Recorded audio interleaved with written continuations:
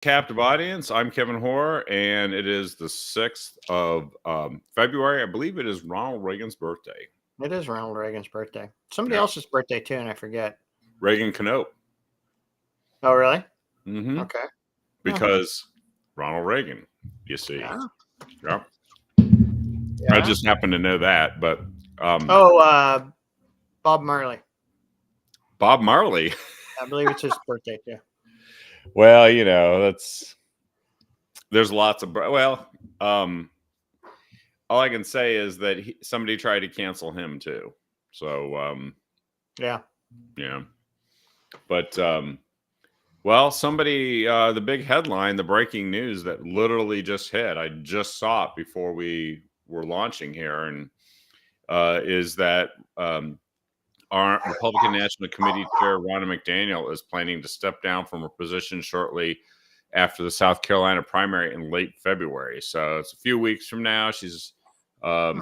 But she's been taking a lot of heat because there was fundraising's in the toilet. Expenditures are up.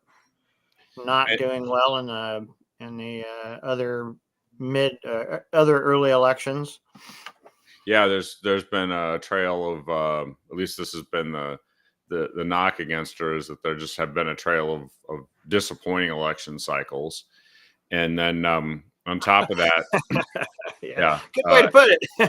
Yeah, and then on top of that, there was the whole presidential debate thing, which just didn't look good for the party, didn't look good for the candidates. And it ended up with its inevitable result, right? Yeah. Well, like you said before the show, perhaps someone urged her to spend more time with her family. Yes, the Romneys. The Romneys, yeah. Well, they're estranged, and supposedly we'll see. But anyway, yeah, and there was a backlash from who is the presumptive nominee against what's been going on. And so this article, which I found in the Daily Caller, says that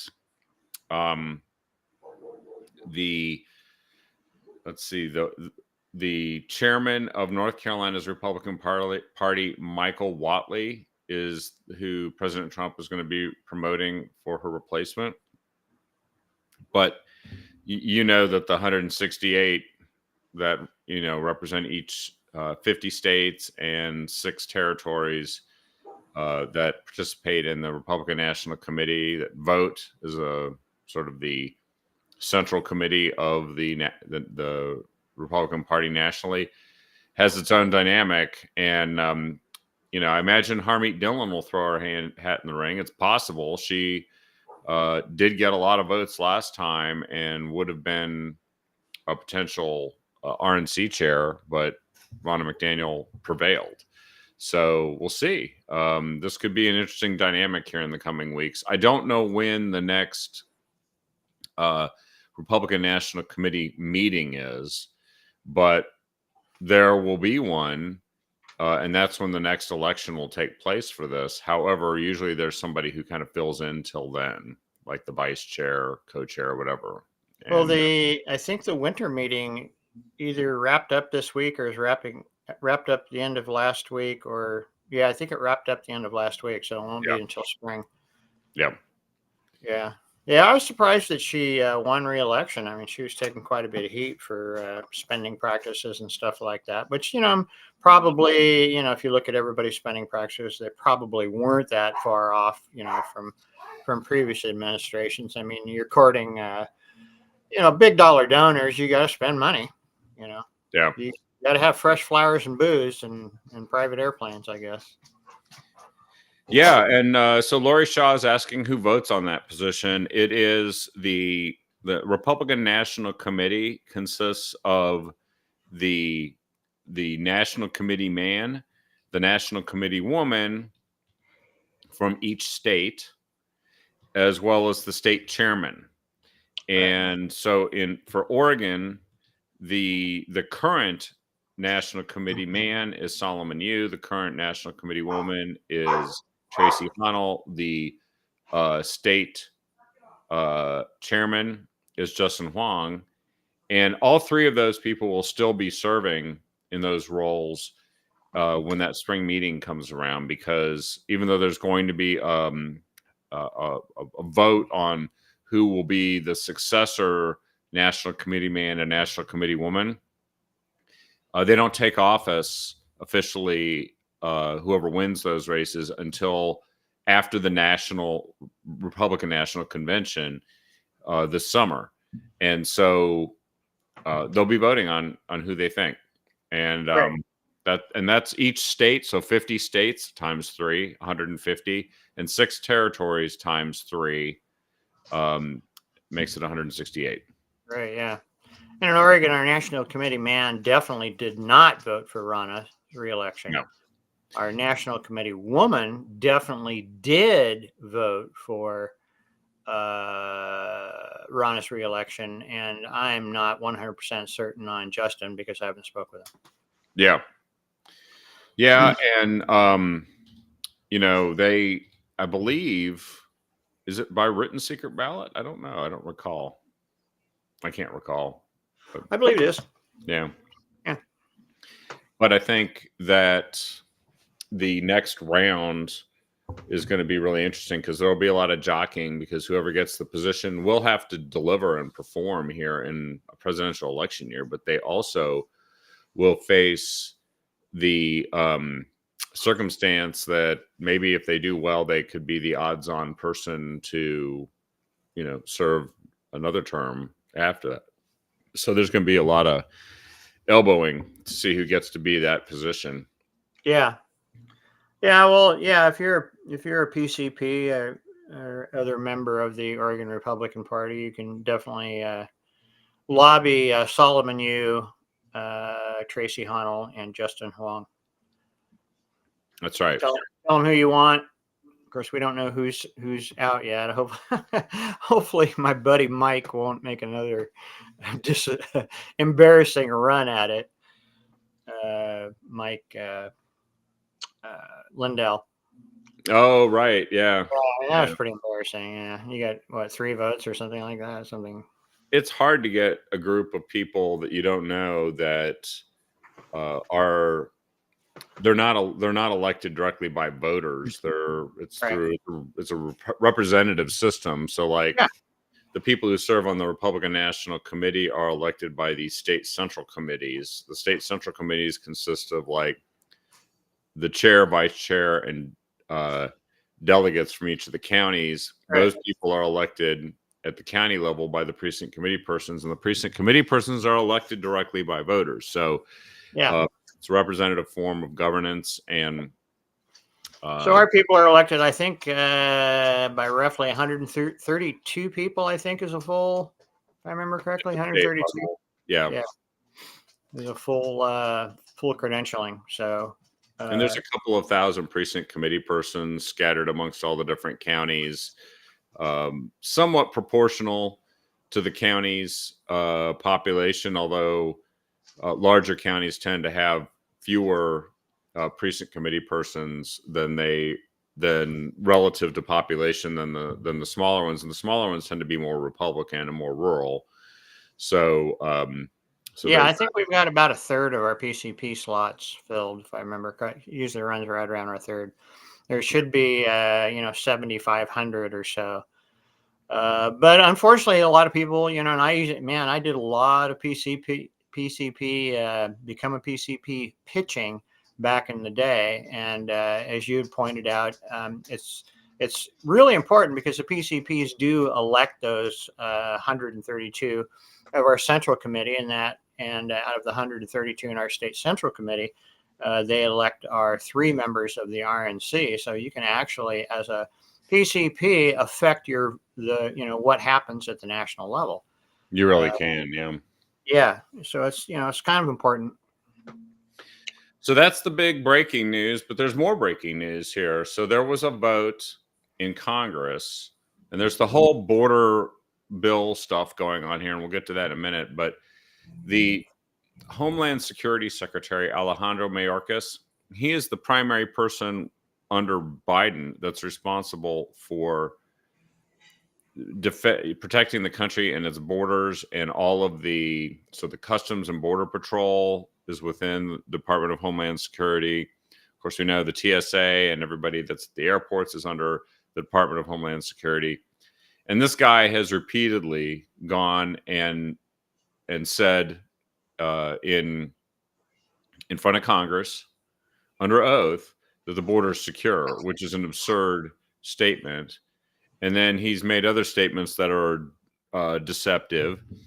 In addition to the fact that in claiming that it's secure, it is not only false, he should know it's false, but it's the height of incompetence, even if it's intentional.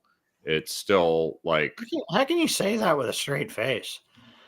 I mean, unless, I guess, I don't know. Maybe I'm in the bubble, you know, knowing people like Michael Yon and Ben Bergquam and Brett Weinstein and all those people. Maybe we're in the bubble there, and we obviously know that the border is not secure, and maybe the rest of the people don't. And he figures the rest of the people, you know, oh, it's secure. Oh, good. Thank you, Mr. Mayorkas. But yeah, how do you stand up and say that with a straight face when these videos come out with hordes of people crossing the border? I mean, Mayorkas isn't. he's escorting them in. Well, it's because they actually think that is a proper way to do things. They think they're doing the border secure because they have allowed everyone to come in who they want to come in, and then they've sent them all over the country and allowed them to file what are ultimately going to be, in almost every case, like 90+%, are what do they call that? Asylum seekers, asylum claims. Yeah.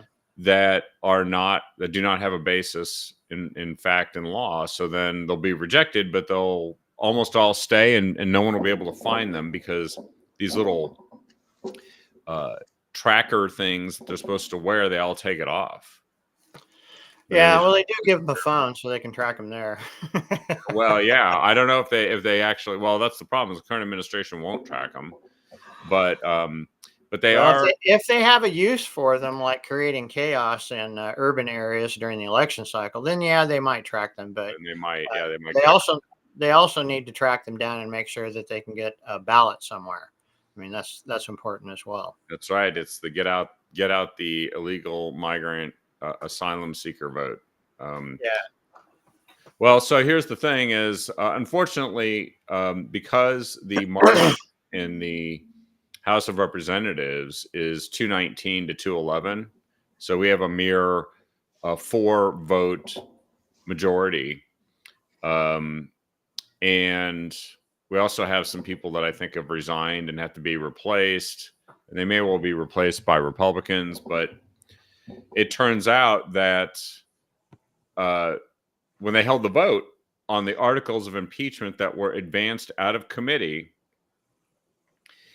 4 Republicans actually voted with Democrats to reject impeaching Mayorkas.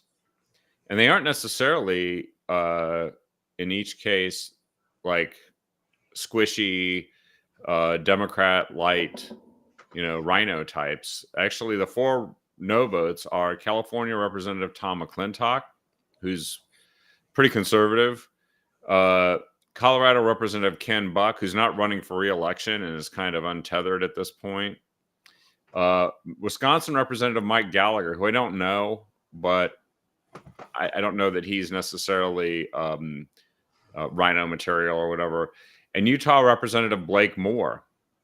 Now, Moore voted no at the last second to allow House Republicans to bring up the vote again, because the vote was 216 no, 214 yes. But the way parliamentary rules work is that if you vote no, then you have the power to bring a vote back up again. And they wanted to work on persuading some people amongst those other 3. Because a 215 to 215 vote, a tie vote, it would not have allowed for them to bring it back up, and a tie vote would not result in an affirmative. It would be a no, effectively. Now, here's what Ken Buck said. He said, Secretary Mayorkas will be remembered as the worst Secretary of Homeland Security in history. And the department's only existed since, I think, 2002 or something, after 9/11. While excusable, this incompetence is not constitutional grounds for an impeachment, Buck tweeted Monday. And then, let's see. After the vote, Green, I don't know who Green is, but somebody released a statement about Moore's vote. Blake Moore changes his vote no when asked by leadership for procedural reasons to make a motion to reconsider. That's what it's called, so that we can vote on impeachment again next week. We look forward to Leader Scalise returning to vote yes and officially impeaching Mayorkas. So it's really just those three, Gallagher, McClintock, and Buck. Only Buck, as far as I know, has explained his vote. And, I talked to a couple of people that are members of Congress. One of them said that this is a slam dunk. Really? Yeah. It's not it must be a slam dunk in the other direction for Democrats, because I don't believe Democrats are standing on principled constitutional grounds after the impeachment stuff that they've engaged in the last 5 years. However, they do stick together, and they do exact political consequences in unison, regardless of if some of them claim to be bipartisan or open-minded. And so you can just know that every member of Congress from Oregon that's a Democrat voted no. And actually, the two Republicans, Cliff Bentz and Lori Chavez Dreamer, just mathematically, you can tell they voted yes. Right. So this will be reconsidered. Meanwhile, while all this is playing out, we've had the entire drama going on about the Senate border bill. There was a House border bill that was passed shortly after, to secure the border, shortly after the congressional term began early last year. And that bill has sat there with not acted upon by Chuck Schumer in the U.S. Senate for almost like 300 days. It was a party line vote. Democrats, voted against it. And now this has turned into a romper room game of Democrats trying to pretend to be tougher about the border by proposing. It's an election year, baby. Well, they obviously feel some heat from this, because for a long time they just ignored the whole thing, right? Yeah, they ignored it, but they poll tested it. But then they poll tested it, and they found out they're going to lose some seats, because this is actually at the top of the list of issues. The New Hampshire primary, voters from both parties, major parties, are saying that this is the top issue. Wow. And of course, we know that many deep blue cities have been flooded with illegal immigrants by the Biden administration, but also with the help of some Southern governors who said, you know what, Biden's sending them to my state here, like Texas. Well, I'm putting them on buses and planes and sending them to Chicago and New York, because that's a great place to be. And then, of course, the mayors of those cities scream bloody murder, saying that I know we're sanctuary cities, but we didn't mean this. And they are having all their social services exhausted. They're actually kicking kids out of school and making them study from home in order to house migrants in the schools instead of having kids learn. I happen to know that up in Chicago, they've filled all the police stations with illegal migrants who are sleeping on the floors of the police station. Wow. Everywhere. Wow. No crisis here. Yeah, nothing to see here. And they're just, upstanding young men, with pentagrams and MS-13 tattooed on their face and neck that are seeking asylum because the government's persecuting them. Yeah, and I think that there's been some good analysis now of this Senate border bill, which was kept secret.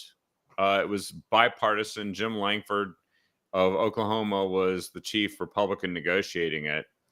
And after hearing, and the Speaker of the House, Mike Johnson, said it was dead on arrival once they got even to partially through reading it, which they only received it late Sunday. So it's literally been just more than Yeah, I saw Mike Lee was all over that about the fact that it was, however many pages, 1,000 pages or whatever, and they're not going to have even 24 hours. Or they're trying to stall it so there's not even 24 hours to go through it and consider it. Which is what we hire them to do and elect them to do, to represent us, to consider laws before the Congress and then vote on it. Absolutely ridiculous. It's a typical, when Democrats run Congress, it's their typical MO. They do everything at the last minute. They do it in giant bills, which, by the way, the border compromise bill is only, it spends like $118 billion, and only $20 billion are supposedly going to close a border that they already have the power to close. But they say they need more resources to do it, which what it means, and this is why it makes no sense to support it really, is it's so that they can have more resources to go and process more migrants across the border. Yeah. And they say to secure the border in order to make sure that they don't have as many people sneaking across without the so-called gotaways, which forms the bulk of the fentanyl and meth smugglers, the human traffickers, and the criminal gangs that you were mentioning before that just with impunity cross the border. And by the way, terrorists, they've actually caught hundreds of terrorists coming across, and they do not know. There's untold numbers of people in all those categories, including terrorists, that are walking across this border, and they have no idea that they're here. Oh, yeah. Yeah, the actual numbers are, I'm sure, staggering. But they're saying that they need all these resources to do that. The bill is really about $60 billion of it is actually money for Ukraine. And that was what was being... Really? $60 billion in that bill for Ukraine? Oh, my God. Yeah. I got to go back here for a second. But that's just, man, that is so Democrat, It is, and it's how they roll in just about everything. And then they come out with the bill and they say it's an urgent emergency. We've kept it secret for months. You have, 24 to 40 hours to read a multi-100-page bill and then cast a deciding vote right away. And of course, it has crashed and burned. But President Biden made a speech today, or tried to make a speech. I watched part of it up to the point where I couldn't handle another moment without potentially vomiting. But I listened to it. It's when he got to the Ukraine part that I'm like, okay, I've heard this crap before. And that guy's unpersuasive, literally, no matter what he says. Yeah. But he explained that it's a good bill because it's going to help businesses get the workers they need. And it's going to be humane. And at the same time, it's going to help us, if it gets worse, shut down the border. And they said that if for 7 days under this bill, there's more than 5,000 what they call encounters, people simply showing up at the border who want to cross. If there's more than that for 5 days, or in a single day more than 8,500 across the southern border, then they will shut down the entire border. Now, this is somebody who insists that the border is already secure.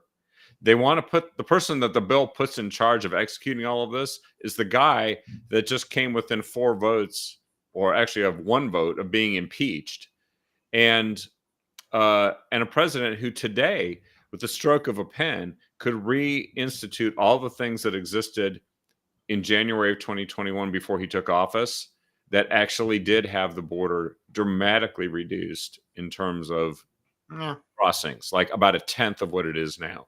Yeah. And such as the Remain in Mexico policy. So this is there. No wonder there's this hesitance at believing what they're saying, giving them more money. It's like Lucy with the football and Charlie Brown. Anybody who gives these guys money to do something that they already are unwilling to do. And actually the law enshrines, it actually reduces the president's powers. I read it through. It reduces the president's powers and the Secretary of Homeland Security's powers to shut down the border or close the border or even choose to not let some people through and yes to others. It time limits it. So it actually reduces current law, the latitude that exists under current law, and it compels nothing from the president, because the president, he can choose to just not faithfully execute the laws, and the penalty for that so far has been nothing. Yeah. So it's really a giant poop show, and there are Republicans who say, "But we got to do something," and that appears to be in the wrong thing. Yeah, no, we don't got to do something. We need to do the right thing, as you so wisely pointed out. Well, you know what else it does? This is a shocker. It enshrines in law catch and release. Today, catch and release is illegal. The government just does it because they say, well, we can't hold them. There's all these legal restrictions, but they catch and release, right? And so they've said that catch and release is under this bill will now actually be allowed. I know. I'm just shaking my head on this one. Catch and release will become the law of the land as long as it's less than 5,000 people a day. You know what 5,000 people a day adds up to? A lot. In a year, I'm going to do the math live. We're going to do live math because I saw somebody actually calculate this, and I have it somewhere here, I think. Oh, yeah, here it is. If you take 5,000 people per day, multiply by 365 days, that's more than 1.8 million a year. Yeah. That means that this bill enshrines in law the ability to keep the border wide open so that 1.8 million people who have phony asylum claims can just come into the country anyway. And the U.S. Chamber of Commerce loves it.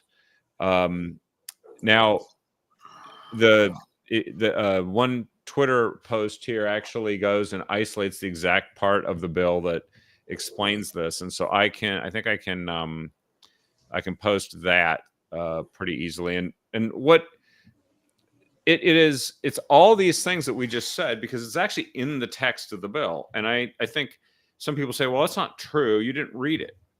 I'm relying on people who have read it. And in this case, it's a screenshot of the key section. So if anybody doesn't like screenshots, they can go ahead and argue with images. Yeah, they actually do enshrine in law. I mean, you must have had an army of people to even find that stuff in there, because wasn't it a huge bill? 350 pages, I think, is what they said. Not huge.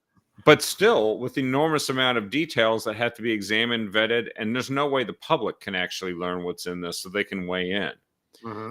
Unless they do what I'm doing here. And apparently, and here's one of the worst parts of it. You know, we have this this claim that we have a shortage of defense lawyers, right? For indigent defense, for people who can't afford their own lawyers here in Oregon. And that that problem exists elsewhere in the country. It's pretty bad here. This bill actually creates a blank check to provide legal counsel to anyone who comes across the border, such as unaccompanied alien children who have been, of course, human smuggled by cartels. And so this gives them the right to receive counsel in order to apply for a process they don't even understand, that isn't true in 90% plus of the cases. And so they're going to have a blank check system to create a right for people who come here illegally when there are Americans who can't afford a proper legal defense. They're literally creating an entitlement for people who just come from some other country because they want to. Yeah. Well, they're doing everything they possibly can to facilitate this invasion. Well, and these lawyers, I'm surprised they didn't appropriate. Well, I'm not surprised that they appropriated or trying to appropriate $60 billion for Ukraine, but I'm surprised they didn't appropriate another 60,000 or $60 billion to fund going after the gotaways so that you can give them a cell phone and some new shoes and a credit card. Well, funny you mentioned that because actually a couple states have that. New York State has that. I believe they have they have $53 million worth I of saw that. credit card, debit Ah, cards they're giving to people so they can go do whatever they want. And the thanks they got are these guys that go and gave the middle finger to the cops in Times Square and then beat them up. yeah. And then Alvin Bragg arrested them, the district attorney for the city of New York, and then released them right away. And they fled the state. And handed him some taxpayer money. Yeah, because that's what no cash bail means. It means, and he actually said when he campaigned he was going to do this for illegal immigrants. So there you go. So Democrats are just doing what they said they would do, and it's lawless and chaotic. And even the governor of New York, who was in favor of this at one point, has said, well, we can't, not, this is not what I meant. This isn't right. We can't have people beating up cops and then just experiencing absolutely no consequence and literally giving us the finger. That's not right. Huh? Yeah. I'm glad that she's so clever. She figured that one out. Wow. So yeah, we've got, it's insane. And so this is being debated right now. It's totally dysfunctional because just a vote or two of Chuck Schumer advantage in the Senate, I think 2 votes, is enough to stop up the whole process. And then you've got President Biden, who gave a speech saying, we need this. We need these people coming across. And you know who else said it? Congresswoman Val Hoyle was in Texas end of last week. And she did a press conference with 4 other progressive Democrats in a city at the border after they did a tour, supposedly, of the border, and she's in favor of what they called the Dignity Act, which no one can find yet, as far as I know, what that is. That says they're going to have a dignified process because we need this flow coming across the border, quote unquote. Yeah. So yeah, McDonald's and Taco Bell need employees. and you know what? There's every criminal gang from every South American, Central American country is now a big business in the United States. I was listening to this description of these Venezuelan gangs that create honey traps to lure guys in there. They kill them and steal all their stuff. Wow. And yeah, they have prostitutes that they traffic, and then they bring them in, they kill them, steal all their stuff, and they just keep doing it. It's Venezuelan gang. I can't remember the name of it, but it's like MS-13, but Venezuelan style. Yeah. And that's what President Biden has decided is an excellent flow, and Val Hoyle has decided is an excellent flow to bring across our border. And in Oregon, because Oregon must not be left out of being, and by the way, that 1.8 million population of Idaho being brought in every year, population of the entire state. Well, you can't leave Oregon out, Kevin, because we're a sanctuary state. We need more than our fair share, probably according to everybody except Chavez, DeRemer, and Benz, who represent us in Congress. We probably need more than our fair share because, hey, we're a sanctuary state. Yeah, we're a sanctuary state. And let me put in here a little link to what a sanctuary state does. In this case, California. An encampment of military-aged male illegals camped in Southern California was approached by a blogger named Drew Hernandez. And you can watch the video, and it's pretty frightening. And there's a guy who claims to be a Christian who's helping these military-age males do what they're doing, get where they're going. By the way, this bill, this is another key provision. It would have enshrined, it does 2 things that I think no one really realizes. One is it actually creates a $2 billion fund to give to nonprofits to help illegal migrants, once they come into the country, get where they're going and receive all of the care and benefits that they need to do so. And these NGOs, as they're called, they already exist. This just gives them a whole bunch more money to do what they're doing. People who are claiming that they're Christian as they aid and abet law breaking. and they work hand in hand with the cartels. It's a total grift. Yeah. You know, Well, they're grifters. they are saving the cartels money who would otherwise have to smuggle them through the United States themselves. Instead, we've got NGOs that you, under this bill, would pay for. Right. And then lastly, this is the jaw dropper of jaw droppers. It's pretty obvious that the border wall is an absolute necessity and that was a smart idea. It would have allowed to curtail the areas where you needed or must use other kinds of security and border patrol to secure the border and force people to the ports of entry where you can control what was happening. And then the Remain in Mexico policy would force them, once they filed, to stay in Mexico to wait for the outcome. Well, this border wall has a bunch of funds dispersed by Congress that have not been spent because the Biden refused to spend it and build more of the physical barriers. This bill would actually delay the allocation and use of those funds for any pedestrian physical barriers, as they described it. And they were specific steel bollard pedestrian barriers built 18 to 30 feet high, augmented with anti-climate and anti-dig features. It would delay that money being spent till 2028. So, in other words, well into the next president's term, it would make it so you couldn't spend this money on completing the border wall. Right. I can't think of a less sellable idea to Republicans than that at this point. Democrats are spending all their time talking about how this is all just in service to President Trump. But I'm sorry, but President Trump's speaking pretty common sense on this. Yeah. He was right all along. Yeah, he was. I mean, he's not living in a border state. He doesn't have to have a 30-foot wall around his place there in Florida, to keep out illegals. I mean, this is for most of America.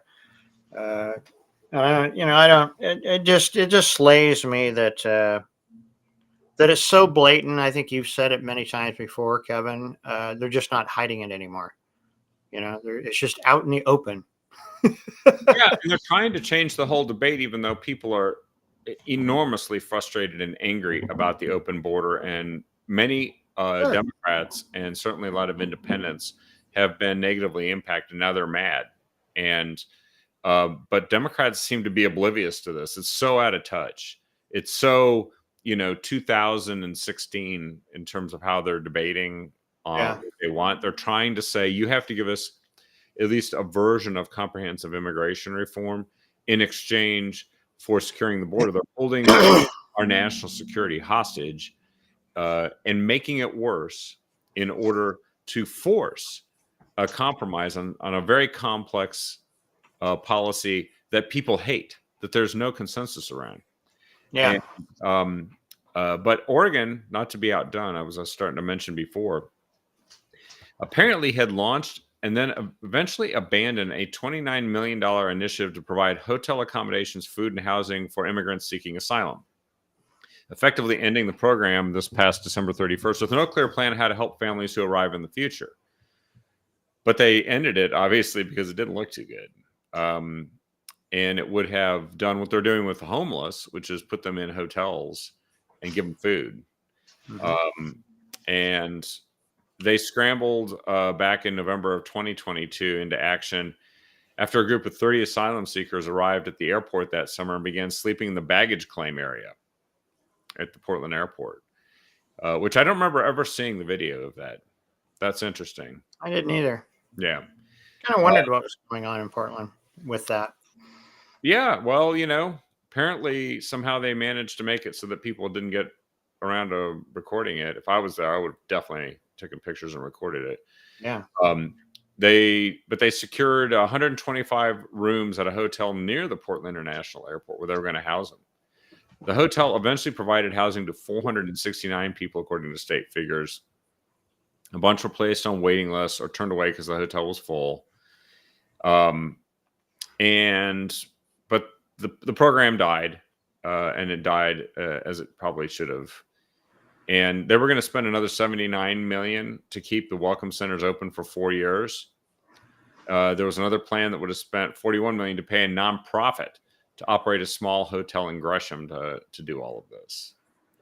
So Democrats apparently narrowly escaped being responsible for another bad idea here in Oregon. But yeah, well, surprises me. They usually don't. They usually don't let that happen. No, usually they are never outdone by the rest of the country on any of these things. But yeah, and I'm going to post this story so everyone can read it, because it apparently just was revealed this all was going on. So I don't know if we ever covered this story on the show, but there was a thing that came out. Hell, I guess it's probably been a month ago, but it was a chart seemed to be credible, indicating that the growth of the population in immigrants is now outpaced the birth rate of American-born parents. Yeah, I believe that actually has. I thought it was the case for a while, but I know that the overall birth rate would not in the United States would not reach replacement rate if it weren't for immigrants coming in. Now, you just heard what Democrats are doing. Oregon Republicans, on the other hand, let's see, it was the Oregon House and Senate Republicans, along with Justin Huang, the chair of the Oregon Republican Party, penned a letter to Texas Governor Greg Abbott applauding his recent efforts to secure the southern border in absence of support from the White House and federal agencies. He actually has the active opposition of the White House, both in court and potentially with using, I don't know, U.S. military. I have no idea, but they came out and were vocal about this. It does call for addressing the broken immigration system, but they say that it must be fixed by strong leadership in Congress and a president willing to make tough decisions. That would not surprise Joe Biden. Joe Biden, I'm surprised, can make any decision. He can't make a decision about where he's supposed chocolate to go. or vanilla. Yeah, that's right. Exactly. He makes ice cream level decisions. We have an ice cream level president, not a national security level president. Yeah. But when you talk about dumb ideas, the Democrats aren't done. Here's the latest, and this is big news. House Joint Resolution 201 is a proposal by Democrats that would create Oregon's first ever statewide property tax. And they claim that it would be used to fund public safety, because apparently they can't find any money in the rest of the budget to fund the number one priority of government, which is public safety. Right. It's all being spent on other things. And they said that this property tax would supersede all the counties. It would effectively start putting it would start with public safety, we know, and then it would go on to other things, but it would essentially create the ability of the state to levy a property tax that would not be subject to the limits of Measure 5, which is a rate limit in 1992. I believe it capped it at 5% or something like that. It's a maximum. And Measure 50 in 1997, which limited the assessment against which you could take property taxes, so they couldn't go to somebody that has, a home that appreciated dramatically in price, like's happened in the past few years, and really soak them with property taxes above a certain level. So there would be no limit on how high that property taxes could go. All right. And it's Measure 5. That's right. And what's interesting about this, okay, so it proposes an amendment to the Oregon Constitution. It would require the Legislative Assembly to create an administrative authority for funding public safety in the state. And then it would put it on the ballot so that everyone in the state would get to vote on it. However, isn't it interesting, as usual, that Democrats created the public safety problem in this state. They created it, period. Well, they campaign on making less of it.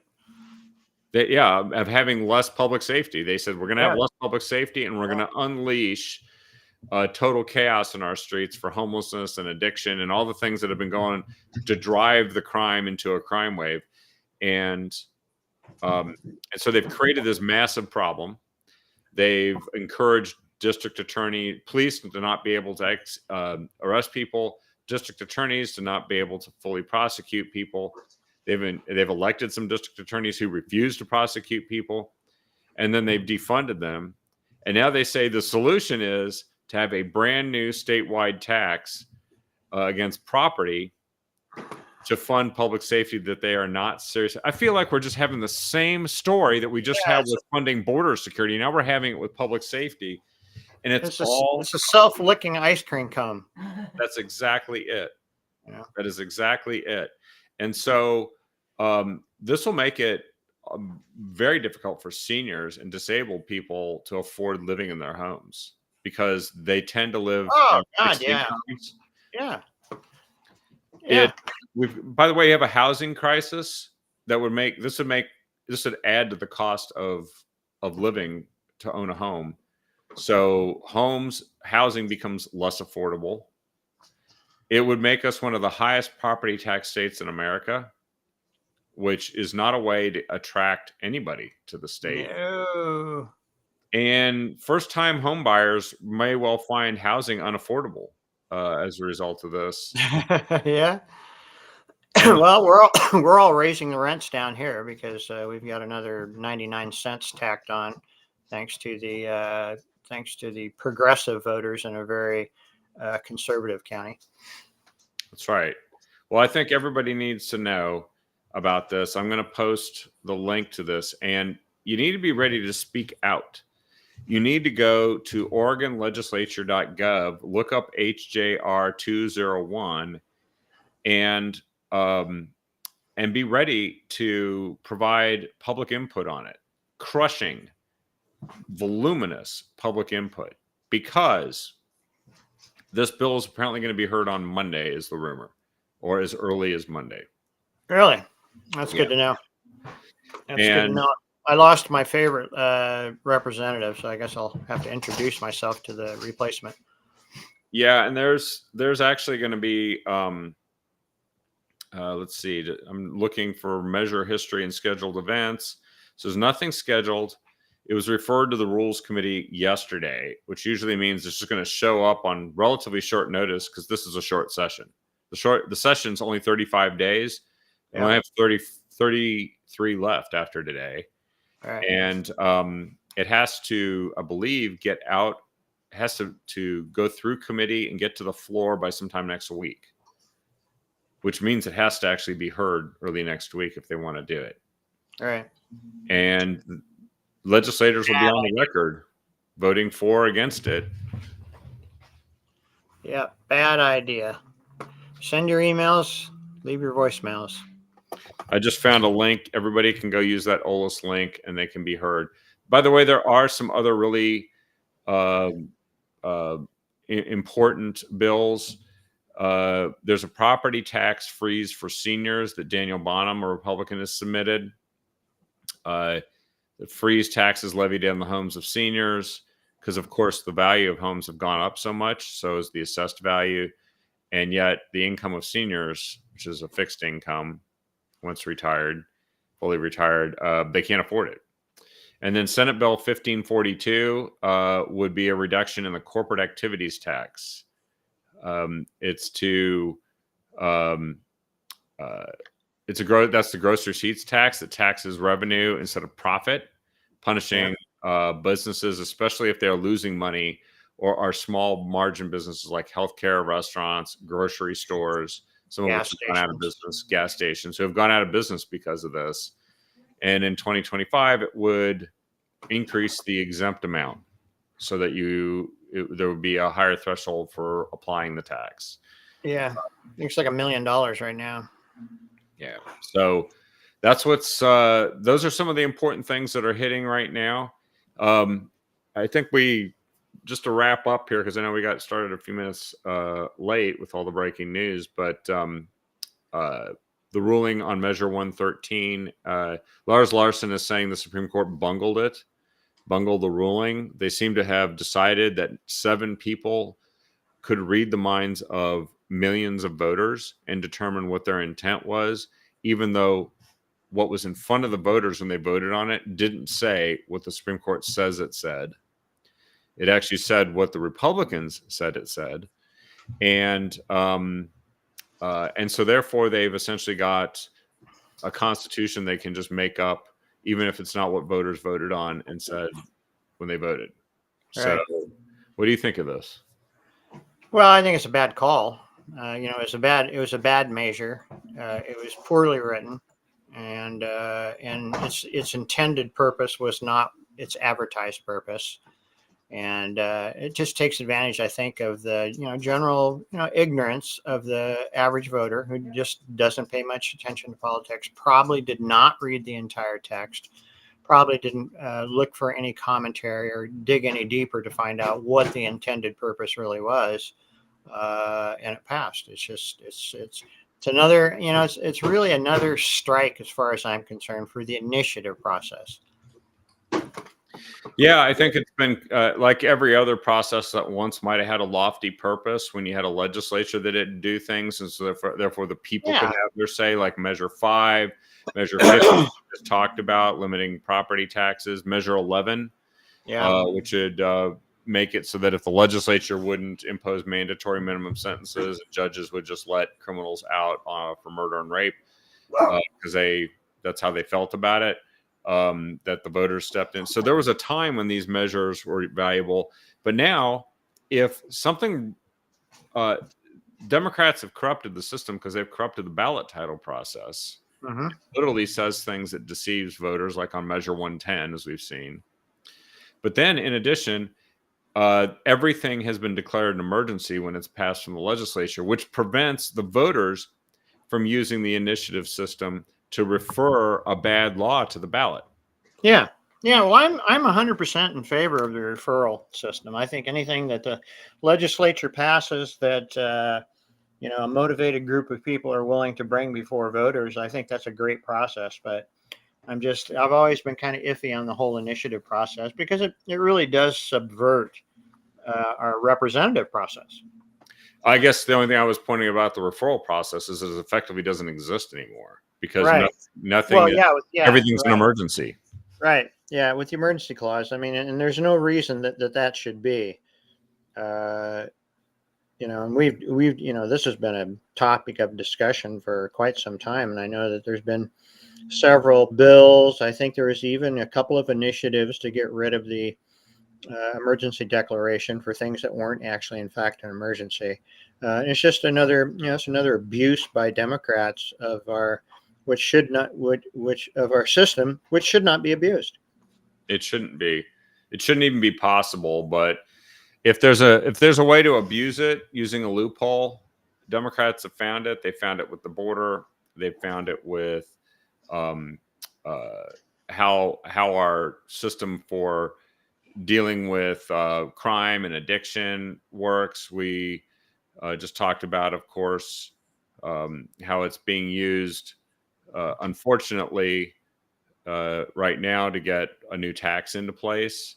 And then on top of that, it's going to be used to determine whether or not you're allowed to be an opponent and use all means at your disposal, legal means at your disposal to oppose a tyrannical majority. And now what they've got is what they wanted, which is controlled opposition. So this is where Oregon's at. We can fight back, but we're going to have to fight back at the ballot box, and we're going to have to fight back pretty damn hard, don't you think? Well, we are. And we're at a huge disadvantage, registration disadvantage. So anything that we're going to be fighting for statewide, we're starting at a huge disadvantage. And the only way to change that is to change the registration disadvantage. Well, and also make sure that candidates have the resources to reach all those non-affiliated voters who might actually be starting to be seeing things our way, but they're expensive to reach. Unfortunately, they are very expensive to reach because they pay the least attention to what's going on. And they vote the least. Least. There's not a lot of return on investment when you do reach them. No, but if Democrats have more money than Republicans, the tendency is that they'll crush us. because they already have the registration advantage you described. So we actually have to find a way, dig it out, and fight and win. Mhm. And we got to do it this year because you've seen what's happening to the state and the nation. Now's the time. It is. It is. Well, everyone, thanks for joining us here tonight. David, thanks for being on. It was fun. Thank you. It was fun. Thank you, everyone, for joining us, and thank you for your comments. Even if you felt, I forget who said it's like, I have no filter tonight. No problem. Yeah. We Yeah. Well, sometimes my filter gets holes in it too. Yeah, exactly. So that's I okay. understand. We're a filterless, friendly environment here on Captive Yes. Audience, and we'll Yes. continue to be. You can So blow thank your you for filter joining out. us. That's how you can. And share this with other people who don't have a filter or do have a filter and want to hear this stuff. You can easily do this on Facebook, Twitter, or X as it's called now, and on YouTube. Easily sharing that with anybody you want so they can hear this too. Thanks for joining us. We'll be back tomorrow night with the next episode of the Captive Audience. It'll be Sunny and Dawn. Have a great night,